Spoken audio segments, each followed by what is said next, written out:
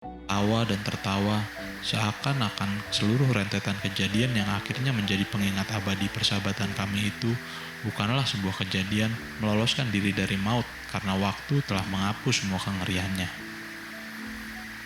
Dia lalu mengajak saya ke halaman belakang, di mana kami pernah bersama-sama membuat kolam gurami. Kolam itu sudah tiada, diuruk sejak lama berganti menjadi sebuah gudang. Tempatnya kini berkreasi membuat kerajinan dari bambu.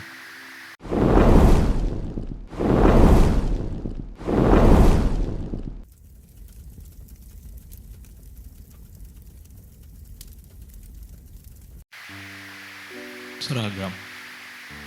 Lelaki jangkung berwajah terang yang membukakan pintu terlihat takjub begitu mengenali saya.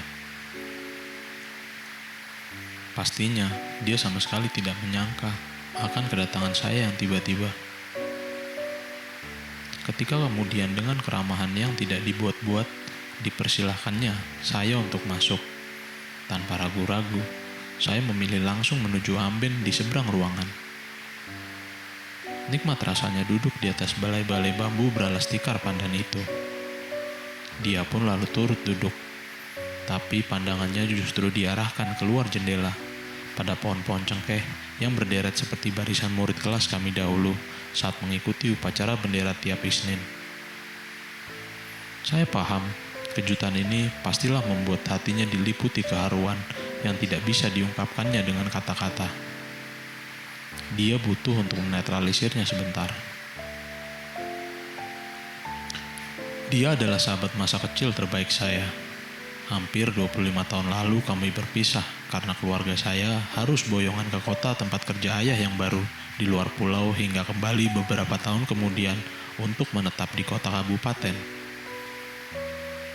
Itu saya ceritakan padanya, sekaligus mengucapkan maaf karena sama sekali belum pernah menyambanginya sejak itu. Jadi apa yang membawamu kemari? Kenangan. Palsu.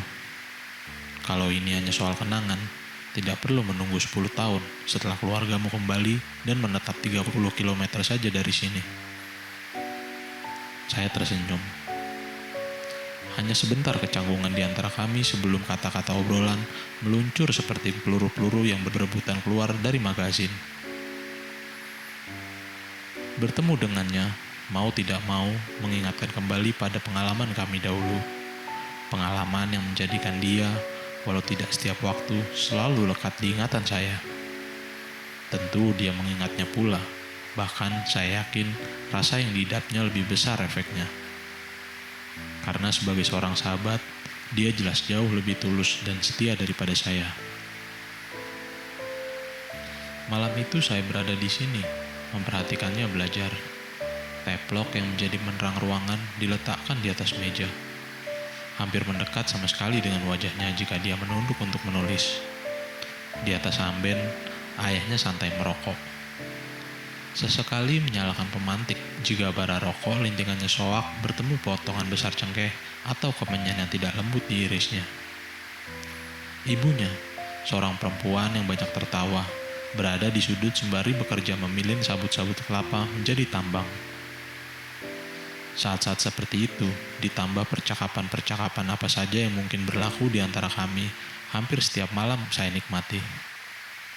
Itu yang membuat perasaan saya semakin dekat dengan kesahajaan hidup keluarganya. Selesai belajar, dia menyuruh saya pulang karena hendak pergi mencari jangkrik. Saya langsung menyatakan ingin ikut, tapi dia keberatan. Ayah dan ibunya pun melarang. Sering memang saya mendengar anak-anak beramai-ramai berangkat ke sawah selepas Isya untuk mencari jangkrik. Jangkrik yang diperoleh nantinya dapat dijual atau hanya sebagai koleksi. Ditempatkan di sebuah kotak, lalu sesekali digelitik dengan lidi atau selai ijuk agar berderik lantang. Dari apa yang saya dengar itu, proses mencarinya sangat mengasyikkan. Sayang, ayah tidak pernah membolehkan saya. Tapi malam itu, toh saya nekat dan sahabat saya itu akhirnya tidak kuasa menolak. Tidak ganti baju? Tanya saya heran, begitu dia langsung memimpin untuk berangkat. Itu hari Jumat. Seragam coklat pramuka yang dikenakannya sejak pagi masih akan terpakai untuk bersekolah sehari lagi. Saya tahu, dia memang tidak memiliki banyak pakaian hingga seragam sekolah biasa dipakai kapan saja. Tapi memakainya untuk pergi ke sawah mencari jangkrik, rasanya sangat-sangat tidak elok. Tanggung, jawabnya. Sambil menggerutu tidak senang, saya mengambil alih obor dari tangannya. Kami lalu berjalan sepanjang galengan besar di area persawahan beberapa puluh meter setelah melewati kebun dan kolam gurami di belakang rumahnya. Di kejauhan terlihat beberapa titik cahaya obor milik para pencari jangkrik selain kami. Rasa hati jadi tenang. Musim kemarau, tanah persawahan yang pecah-pecah, gelap yang nyata ditambah angin bersiuran di areal terbuka memang memberikan sensasi aneh. Saya merasa tidak akan berani berada di sana sendirian. Kami turun menyusuri petak-petak sawah hingga jauh ke barat. Hanya dalam beberapa menit, 2 ekor jangkrik telah didapat dan dimasukkan ke dalam bumbung yang terikat tali rafia di pinggang sahabat saya itu. Saya mengikuti dengan antusias, tapi sendal jepit menyulitkan saya karena tanah kering membuat berkali-kali terlepas, tersangkut, atau bahkan terjepit masuk di antara retakan-retakannya. Tunggak batang-batang padi yang tersisa pun bisa menelusup dan menyakiti telapak kaki. Tapi melihat dia tenang-tenang saja, walaupun tak memakai alas kaki, saya tak mengeluh karena gengsi. Rasanya belum terlalu lama kami berada di sana, dan bumbung baru terisi beberapa ekor jangkrik tiba-tiba angin berubah perangai. Lidah api bergoyang, menjilat wajah saya yang tengah merunduk. Kaget, pantat obor itu justru saya angkat tinggi-tinggi sehingga minyak mendorong sumbunya terlepas. Api dengan cepat berpindah, membakar punggung saya. Berguling, berguling. Terdengar teriakannya, sembari melepaskan seragam coklatnya untuk dipakai menyabet punggung saya. Saya menurut dalam kepanikan. Tidak saya rasakan kerasnya tanah persawahan atau tunggak-tunggak batang padi yang menusuk-nusuk tubuh dan wajah saya saat bergulingan. Pikiran saya hanya terfokus pada api dan tak sempat untuk berpikir bahwa saat itu saya akan bisa mendapat luka yang lebih banyak karena gerakan itu. Sulit dilukiskan rasa takut yang saya rasakan. Malam yang saya pikir akan menyenangkan justru berubah menjadi teror yang mencekam. Ketika akhirnya api padam, saya rasakan pedih yang luar biasa menjalar dari punggung hingga ke leher. Baju yang saya kenakan habis sepertiganya, sementara sebagian kainnya yang gosong menyatu dengan kulit. Sahabat saya itu tanggap melingkupi tubuh saya dengan seragam coklatnya, melihat saya mulai menangis dan menggigil antara kesakitan dan kedinginan. Lalu dengan suara bergetar, dia mencoba membuat isyarat dengan mulutnya. Sayang, tidak ada seorang pun yang mendekat, dan dia sendiri kemudian mengakui bahwa kami telah terlalu jauh berjalan. Sadar saya membutuhkan pertolongan secepatnya, dia menggendong saya di atas punggungnya, lalu berlari sembari membujuk-bujuk saya untuk tetap tenang. Napasnya memburu, kelelahan, tapi rasa tanggung jawab yang besar seperti memberinya kekuatan berlipat. Sayang, sesampai di rumah, bukan lain yang didapatnya kecuali caci maki ayah dan ibu. Pipinya sempat pula kena tampar ayah yang murka. Saya langsung dilarikan ke puskesmas kecamatan. Seragam coklat pramuka yang melingkupi tubuh saya disingkirkan entah kemana oleh mantri. Tidak pernah terlintas di pikiran saya untuk meminta kepada ayah agar menggantinya setelah itu. Dari yang saya dengar selama hampir sebulan tidak masuk sekolah, beberapa kali dia terpaksa membolos di hari Jumat dan Sabtu karena belum mampu membeli gantinya. Salahmu sendiri tidak minta ganti, kata ayah selesai kami mengingat kejadian itu. Mengajakmu saja sudah sebuah kesalahan. Aku takut ayahmu bertambah marah nantinya. Ayahku tidak mau mempermasalahkan tamparan ayahmu, apalagi seragam itu. Dia lebih memilih membelikan yang baru walaupun harus menunggu beberapa minggu. Kami tertawa.